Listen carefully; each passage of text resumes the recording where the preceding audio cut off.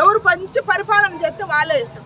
100 సంవత్సరాలకు ఒకసారి మహాకుంభమేళం అవుతుంది అని చెప్తారు కదా, అట్ట మన పవన్ కళ్యాణ్ వచ్చి అంతే. నాకు ఇంకా రాజకీయ నాయకులు గీజకీయ నాయకులు వీళ్ళంతా ఇప్పుడు మన జగన్ గారు మంచి ఎత్తి చెప్తాం, మంచిగా చేసి మేము చెప్తాం. మన రేవంత్ రెడ్డి మంచి ఎత్తి, రేవంత్ రెడ్డి మంచిగా మాకు ఏడ మన మిరాలు కూడా కాడ ఆయన పిఎల్ఆర్ అని ఉన్నాడు, పత్తు లక్ష్మారెడ్డి, ఆయన చేస్తుండు 10 మందికి భోజనం పెడుతుంది.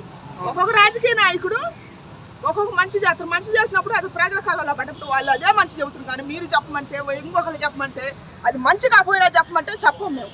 నేను చెప్పను ముందర ఫస్ట్, నేను చెప్పను. ప్రస్తుతం ఆంధ్రప్రదేశ్ లో కూటమి ప్రభుత్వం సంవత్సరం పైన అయింది పాలన చేస్తూ, ఎట్లా అనిపిస్తుంది? కూటమి ప్రభుత్వం బాగానే చేస్తుంది, బాగానే చేయబట్టే కదా ఇప్పుడు మనం చూస్తున్నాం. ఇప్పుడు మనకు లేదని, మన తెలంగాణకు లేదని అనేది, ఈ తెలంగాణ ఈ ఆంధ్రప్రదేశ్ అని పరిపాలన ఇదంతా ఎడగొట్టిన వాళ్ళు అందుకే అడిగేది. పవన్ కళ్యాణ్ పరిపాలన అనిపిస్తుంది మరి డిప్యూటీ సీఎం అయింది కదా ఆయన. పవన్ కళ్యాణ్ పరిపాలన మామూలు లేదు. ఓకే, ఎట్లుంది ధర్మమూర్తి పరిపాలన చేస్తే ఇంక అంతే ఉంటుంది, బాగుంటుంది. అందుకే అడిగేది. మరి ఇప్పుడు జై జన్సన్ ఆయన సినిమా తీసిండు, అందులో ధర్మం పెట్టిండు, మామూలు పెట్టలేదు ఆయన ధర్మం. నీకు నిక్కరస్కామం గురించి దీని గురించి దాని గురించి చెప్పాలంటే నేను చెప్పను, ధర్మం గురించో చెప్పమంటే చెబుతా నేను. ఆయన ధర్మం ఏది చేస్తుండు కాబట్టి ధర్మం గురించో చెబుతా నేను. అది ఆయన ఈ దేశం మీద వాళ్ళకి ఒకటే చెబుతాను నేను.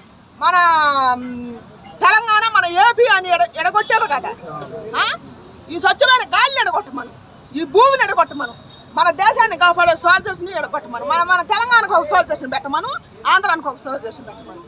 ఎందుకు చేయాలి ఇట్లా? ఎందుకు చేయాలి? మన భారతదేశం అందుకే జై భారత్, జై ఇండియా. సూపర్ అమ్మ.